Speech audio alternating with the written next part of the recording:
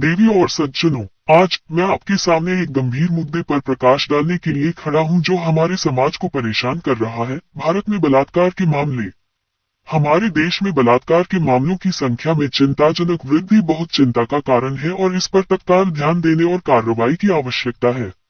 बलात्कार के मामलों में वृद्धि में योगदान देने वाले सबसे महत्वपूर्ण कारकों में से एक हमारे समाज में मौजूद लैंगिक असमानता और भेदभाव की व्यापक संस्कृति है। महिलाओं को अक्सर पुरुषों से कमतर समझा जाता है और उन्हें बलात्कार सहित विभिन्न प्रकार की हिंसा और दुर्व्यवहार का शिकार होना पड़ता है। ये जहरीली मानसिकता हिंसा और दंडमुक्ति के एक चक्र को कायम रखती है, जहां अपराधी परिणाम के डर के बिना ऐसे जघन्य अपराध करने के लिए प्रोत्साहित महसूस करते हैं। इसके अलावा प्रभावी कानून प्रवर्तन और न्यायिक प्रणालियों की कमी समस्या को और बढ़ा देती है। बलात्कार के कई मामले दर्ज नहीं किए जाते हैं या उनकी ठीक से जांच नहीं की जाती है, जिससे चुप्पी और दंडमुक्ति की संस्कृति पैदा होती है। बलात्कार से जुड़े कलंक और शर्म के साथ साथ अपराधियों से प्रतिशोध के डर के कारण पीड़िताएं अक्सर न्याय मांगने से हतोत्साहित होती है। स्थिति की गंभीरता को समझाने के लिए मैं आपको भारत में हाल के बलात्कार के मामलों के कुछ उदाहरण प्रदान करता हूँ। 2012 में दिल्ली में एक युवती के साथ क्रूर सामूहिक बलात्कार और हत्या ने देश को झकझोर कर रख दिया और व्यापक आक्रोश और विरोध प्रदर्शन हुआ। सार्वजनिक आक्रोश के बावजूद देश भर में इसी तरह की घटनाएं होती रहती हैं, जो प्रणालीगत परिवर्तन और जवाबदेही की तत्काल आवश्यकता को उजागर करती है।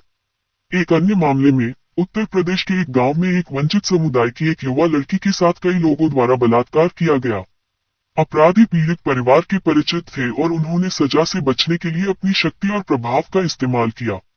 यह मामला कई उदाहरणों में से एक है कि कैसे जाति, वर्ग और सामाजिक स्थिति बलात्कार की संस्कृति को कायम रखने और पीड़ितों को न्याय से वंचित करने में भूमिका निभाते हैं।